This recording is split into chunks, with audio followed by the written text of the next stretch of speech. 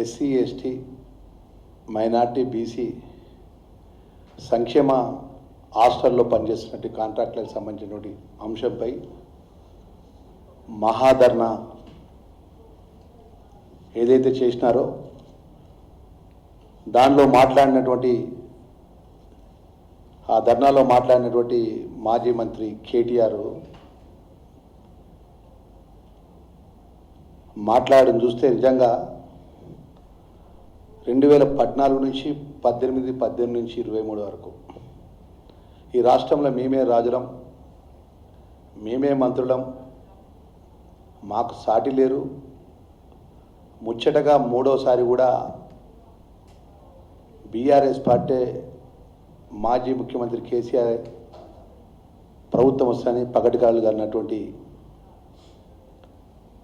కేటీఆర్, నువ్వు మా నాయకుడిని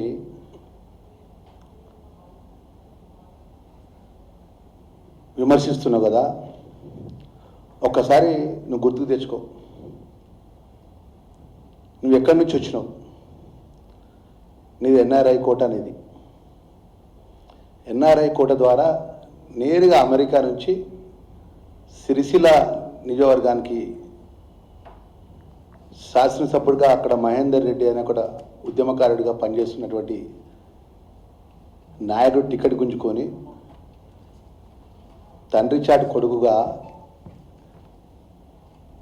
ఎన్ఆర్ఐ అమెరికాలో ఉండి అమెరికా నుంచి వచ్చి ఎన్ఆర్ఐ కోటలో పదవి తీసుకొని ఈరోజు మా నాయకుడిని గౌరవ ముఖ్యమంత్రిని పట్టుకొని ఆ నరం లేని నాలుకతో ఏది పడితే అదే మాట్లాడుతున్నావు కదా.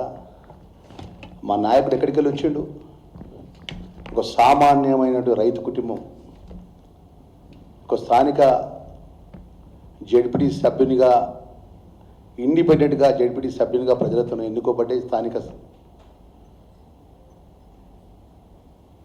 ఎన్నికల్లోపట జెడ్పీటీ సభ్యునిగా ఎన్నుకోబడి తర్వాత ఎమ్మెల్సీగా శాసనమండలి సభ్యునిగా ఎన్నుకోబడి తర్వాత శాసనసభ్యుడిగా ఎన్నుకోబడి పార్లమెంట్ సభ్యునిగా ప్రజలతో ఎన్నుకోబడి ఈరోజు డాక్టర్ బిఆర్ అంబేద్కర్ రాజ్యాంగ నిర్మాత ప్రజాస్వామ్యం లోపట శాసనసభ్యుల ద్వారా అఖిల భారత కాంగ్రెస్ పార్టీ నాయకత్వం తెలంగాణ రాష్ట్రంలో మార్పు కోరుకొని ఇందిరమ్మ రాజ్యం లోపట కాంగ్రెస్ పార్టీ ప్రభుత్వ శాసనసభ్యులందరూ కూడా ఏకగ్రీవంగా ముఖ్యమంత్రిగా ఎన్నుకుంటే కేవలం 2.5 సంవత్సరాల లోపల అక్కస్సు తెచ్చుకుంటూ కడుపులో కుట్ర పెట్టుకుంటూ ఇష్టానుసారంగా మాట్లాడేటోటి కేటీఆర్ రాబోయే రోజుల్లో ప్రజలు ఎట్లా బుద్ధి చెప్పాలో అట్లా బుద్ధి చెప్పడానికి సిద్ధంగా ఉన్నారు. ఈరోజు మా నాయకుడు చిత్తశుద్ధితో పనిచేస్తుండు. మరి దానిలో భాగంగా ఈరోజు నిన్న మనం మాట్లాడిన సంక్షేమానికి సంబంధించిన విషయం లోపల మీ హయాం లోపల సంక్షేమానికి సంబంధించినటువంటి ఏదైతే ఎస్సీ గురుకులాలు కానీ ఎస్టీ గురుకులాలు కానీ ముఖ్యంగా మాజీ ముఖ్యమంత్రి కేసీఆర్ వచ్చిన తర్వాత గురుకులాల సంఖ్య పెరిగింది అంటున్నావు. నేను ఆ గురుకుల శాఖ మంత్రిగా చెప్తున్నా, సంఖ్య పెంచినవు కానీ మౌలికమైన సదుపాయాలు ఏర్పాటు చేసినవా? పిల్లలకు సంబంధించిన గురుకులాలకు సంబంధించినటువంటి ఏదైతే తెలంగాణ రాష్ట్రానికి సంబంధించిన గురుకులాల యొక్క కొత్తగా హై స్కూల్స్ కానీ జూనియర్ కాలేజీ కానీ ప్రభుత్వ పరంగా శాంక్షన్ ఇచ్చినావు. శాంక్షన్ ఇచ్చినట్టు జూనియర్ హై స్కూల్స్ కానీ పిల్లలకు 1వ క్లాస్ నుంచి 10th వరకు, 10th నుంచి ఇంటర్మీడియట్ వరకు వాళ్ళు ఎక్కడ చదువుకోవాలి పిల్లలు? నీ 2014 నుంచి 18 నుంచి 23 వరకు నీ మాజీ ముఖ్యమంత్రి కేసీఆర్ కానీ, మాజీ మంత్రి కేటీఆర్ కానీ, మాజీ మంత్రి హరీష్ రావు గారు కానీ, అప్పుడు పనిచేసిన ఈ సోషల్ వెల్ఫేర్ మినిస్టర్గా పనిచేసిన కొప్పురీశ్వర్ గారు కానీ ఈ రాష్ట్రంలో ఒక్క ఎస్సీ గురుకుల కొత్త భవనం నిర్మాణం చేసిన కొత్త భవన నిర్మాణం చేసిన దమ్ముంటే మీరు చర్చకు సిద్ధమని అడుగుతున్నా కేటీఆర్ను. నువ్వు టైం డేట్ ఫిక్స్ చేయి. నేను రాష్ట్ర సోషల్ వెల్ఫేర్ ట్రైబల్ వెల్ఫేర్ మినిస్టర్గా నేను వస్తా. మీరు ఏదైతే పరిపాలించినటువంటి మీ 2014 నుంచి 18 నుంచి 23 వరకు ఈ రాష్ట్రాన్ని పరిపాలించి గురుకులాలకు సంబంధించినటువంటి ఒక కొత్త భవనాన్ని నిర్మాణం చేసుకోలే. కానీ కాళేశ్వరం పేరు మీద 1,00,000 కోట్ల రూపాయల కమిషన్ల పేరు మీద ప్రజల డబ్బును దుర్వినియోగం చేసినారు. మా ఎస్సీ గురుకులాలకు సంబంధించిన ఒక పిల్లల భవిష్యత్తు కోసం ఒక కొత్త భవనాన్ని నిర్మాణం చేద్దాం, మా ట్రైబల్ పిల్లల కోసం కొత్త భవనాన్ని నిర్మాణం చేద్దాం, మా మైనార్టీ పిల్లల కోసం కొత్త భవనాన్ని నిర్మాణం చేద్దాం, మా బీసీ పిల్లలకు ఒక కొత్త భవనాన్ని నిర్మాణం చేద్దాం అని చెప్పి 119 అసెంబ్లీ నియోజకవర్గంలో పట నేను ఉదయమే మా ఇంజనీరింగ్ డిపార్ట్మెంట్లతో నేను అడిగాను. 2014 నుంచి వచ్చినట్టు బీఆర్ఎస్ పార్టీ ప్రభుత్వంలో ఒక్క భవనానికన్నా శంకుస్థాపన చేసి భవనం పూర్తి చేసిందా అని అడిగినాను నేను మా ఇంజనీర్ అధికారాన్ని. నేను రికార్డ్ పరంగా నేను ఇవాళ మీడియా ముందు నేను చెప్తున్నాను. నేను ఏదో మీలాగా దేవుడిచ్చి నోరు ఇచ్చిందిగా అని చెప్పి అబద్ధాలు ఆడట్లే, యథార్థమైన విషయం చెప్తున్నా. ట్యాంక్ బండ్ దగ్గర అంబేద్కర్ విగ్రహం దగ్గర ఛాలెంజ్ స్వీకరిస్తారా? మీరు ఎక్కడ స్వీకరిస్తారో నేను సిద్ధంగా ఉన్నాను. ఒక్క భవనాన్ని కూడా గురుకుల పాఠశాల చదువుకున్న పిల్లల భవిష్యత్తు కోసం, ట్రైబల్ పిల్లల భవిష్యత్తు కోసం ఒక్క కొత్త భవనాన్ని నిర్మాణం చేయబోగా కాళేశ్వరం పేరు మీద 1,00,000 కోట్ల రూపాయల యొక్క ధనాన్ని దోసుకొని మా షెడ్యూల్ క్యాస్ట్ కానీ, షెడ్యూల్ ట్రైబ్ కానీ, మా బీసీ పిల్లలు కానీ, మన మైనార్టీ పిల్లల భవిష్యత్తు గురించి ఆలోచన చేయాలి. నిన్న మహాధర్నా పేరు మీద నోరుకి ఎంతకున్నది అంతగా గొప్పగా మేము నిర్మాణం చేసినాం మా హయాంలో అని చెప్పి జరుగుతున్నాం. నీ హయాంలో చేసినటువంటి గొప్పతనం ఇప్పుడు నీ ముందు పెడుతున్నా. ఒక్క వెల్ఫేర్ పరంగా ఒక్కటి నిర్మాణం చేయలే. మీ విలాసవంతమైనటువంటి జీవితాల కోసం ఇలా విలాసవంతమైనటువంటి మీ యొక్క ధనార్జనతో ఫామ్ హౌస్లు కట్టుకోవడం తప్ప ఎన్నడూ కూడా సంక్షేమానికి సంబంధించినటువంటి అంశాలు పట్ల ఎన్నడూ పట్టించుకోలే. మీ సంక్షేమానికి సంబంధించినటువంటి ఆ దళిత వర్గానికి చెందినటువంటి ఒక ఉప ముఖ్యమంత్రి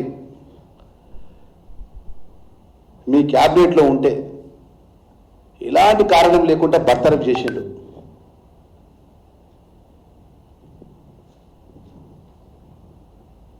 ఈ శాఖ మంత్రిగా పనిచేసిన మాజీ మంత్రి కొప్పులీశ్వర్ను చేయి పట్టుకొని మీడియా ముందు పక్కా జరుగు అని చెప్పి నెట్టేసినావు. నువ్వు గురుకుల పిల్లల గురించి మాట్లాడుతున్నావా? నేను మహాధర్నా కాడ వచ్చిన వాళ్ళంతా ఎవరు? ఆర్ఎస్ ప్రవీణ్ కుమార్ ఆధ్వర్యంలో ఉన్నటువంటి ఆయన నియమించినటువంటి కాంట్రాక్టర్లు. ఇవాళ ప్రభుత్వం ఏం నిర్ణయం తీసుకున్నది? సెంట్రల్ ప్రొక్యూర్కి సంబంధించిన విషయం లోపల 4 శాఖలకు సంబంధించిన సెంట్రల్ ప్రొక్యూర్ ఏదైతే యూనిఫామ్స్ కానీ, స్కూల్ బ్యాగ్స్ కానీ, షూస్ కానీ, సాక్స్ కానీ, ట్రంక్ బాక్స్ కానీ, కార్పెట్స్ కానీ, బెడ్షీట్స్ కానీ, టవల్స్ కానీ, ఇంకా పిల్లలకు సంబంధించిన ప్లేట్స్ కానీ ఎంటైర్ తెలంగాణ రాష్ట్రానికి సంబంధించిన వెల్ఫేర్కి సంబంధించినటువంటి గత ప్రభుత్వము 806 కోట్ల రూపాయలతో టెండర్కు సంబంధించినటువంటి బడ్జెట్ వారి అలొకేషన్ లోపల వాళ్ళు పిలవడం జరిగింది వారి హయాంలో.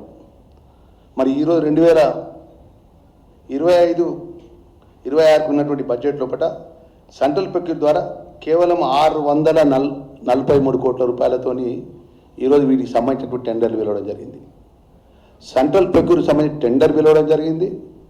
టెండర్కి సంబంధించిన ప్రక్రియ లోపల ఏదైతే వాళ్ళు టెండర్లో పాల్గొన్న వాళ్ళు బిడ్డుకు సంబంధించినటువంటి అమౌంట్ ఎక్కువ ఉంటే తక్కువ చేస్తే తప్ప మీ బిడ్డుకు 80% కూడా శాంక్షన్ ఇవ్వని చెప్పేసి కాంట్రాక్టులతో ప్రభుత్వంలో ఉన్నటువంటి అధికారులు సెంట్రల్ ప్రొక్యూర్కి సంబంధించినటువంటి ఎవరైతే అధికారులు వాళ్ళతో నెగోషియేట్ చేపించి రేటు తగ్గించి ఇంకా వారికి అగ్రిమెంట్కి సంబంధించిన కాగితం కూడా ఇవ్వాలి. వారికి సంబంధించిన ఏదైతే ఫర్దర్గా మీరు ఏ విధంగా ముందుకు వేసే విషయంలో కూడా ఎలాంటి అగ్రిమెంట్ కూడా ఎంటర్ కాకముందే కోట్ల రూపాయల కుంభకోణం జరిగిపోయింది. దీని వెనుక 100 కోట్ల రూపాయల దోపిడీ జరిగిపోయింది. పచ్చకాములకట ఊరంతా పచ్చగానే ఉంటుందట. వాళ్ళ హయాం లోపల దోసుకొని దాచుకున్నటువంటి ప్రతి పనికి దోపిడీ. కార్ రేస్ అని పెట్టిండు. కార్ రేస్ పెట్టడానికి ఈ విలాసవంతమైన కేటీఆర్కు డబ్బులు వస్తాయి, కానీ గురుకుల పిల్లలకు హాస్టళ్లకు భవనాన్ని నిర్మాణం చేయడానికి డబ్బులు రావా? కాళేశ్వరం పేరు మీద 1,00,000 కోట్ల రూపాయలు దోపిడీ చేయడానికి డబ్బులు వస్తాయి, కానీ గురుకుల పిల్లలకు ఉన్నట్టు వెల్ఫేర్ పిల్లలకు కొత్త భవనం చేయడానికి డబ్బులు రావా? ఇవాళ గౌరవ ముఖ్యమంత్రి గారి నేతృత్వంలో పట సోషల్ వెల్ఫేర్ మినిస్టర్గా, ట్రైబల్ వెల్ఫేర్ మినిస్టర్గా మీ హయాంలో మిగిలిపోయినటువంటి పెండింగ్ బిల్స్ మీ ప్రభుత్వంలో మిగిలిపోయిన పెండింగ్ బిల్స్ మొత్తం కూడా ఒక్క పైసా పెండింగ్ లేకుండా ఇవాళ మొన్నటి వరకు మీరు రిలీజ్ చేయించడం జరిగింది. ప్రతి నెల మొదటి వారంలో గురుకులకు సంబంధించినటువంటి పెండింగ్ బిల్స్ మొత్తం ఇవ్వాలని చెప్పి ప్రభుత్వం నిర్ణయం తీసుకున్నది. ఎన్నడన్నా ఎప్పుడన్నా వెల్ఫేర్ లక్షలాది మంది పిల్లలు వెల్ఫేర్ స్కూల్స్లో చదువుకుంటున్నారు. వారికి మంచి భోజనం ఇవ్వాలి, మంచి కాస్మెటిక్స్ ఇవ్వాలి, మంచి బట్టలు ఇవ్వాలి, మంచి బుక్స్ ఇవ్వాలి, వాళ్ళు కార్పొరేట్ లెవెల్లో ఉండాలని ఆలోచన చేసినవా? ఇవాళ ముఖ్యమంత్రి గారు ఇవాళ సుమారు డైట్ ఛార్జీలకు సంబంధించినటువంటి 5వ తరగతి 5th, 6th, 7th క్లాస్ నుంచి సుమారు 31,667 మంది సంబంధించిన సుమారు 950 రూపాయలు పెంచడం జరిగింది. అదే 8th, 9th, 10th 1100 పెంచడం జరిగింది. ఇంటర్మీడియట్ డిగ్రీకి 1500 పెంచడం జరిగింది. ఇది ఈ విధంగా మీ కాస్మెటిక్ ఛార్జీలు కానీ డైట్ ఛార్జీలు కానీ పెంచి పిల్లలందరికీ కూడా గొప్పగా ఆహారపరంగా ఆరోగ్యపరంగా ఉండాలని చెప్పేసి రాష్ట్ర ముఖ్యమంత్రి గారు, రాష్ట్ర ఆర్థిక మంత్రులు, ప్రభుత్వం ఉన్నటువంటి ప్రభుత్వం, తెలంగాణలో ఉన్న కాంగ్రెస్ పార్టీ ప్రభుత్వం ఈ విధంగా డైట్ ఛార్జీలు, కాస్మెటిక్ ఛార్జీలు, వెల్ఫేర్ పిల్లలకు పెంచి వాళ్ళకు భవిష్యత్తులో మంచిగా భోజన సదుపాయాన్ని ఏర్పాటు చేసి ప్రతి వారంలో సోమవారం ఏ మెనూ ఉండాలి, మంగళవారం ఏ మెనూ ఉండాలి, బుధవారం ఏ మెనూ ఉండాలని చెప్పేసి ఆ మెనూ క్యాలెండర్ ప్రోగ్రామ్ ఆ బుక్ను హాస్టల్లో పెట్టి ఆ వెల్ఫేర్ స్కూల్స్లో పెట్టి ఆ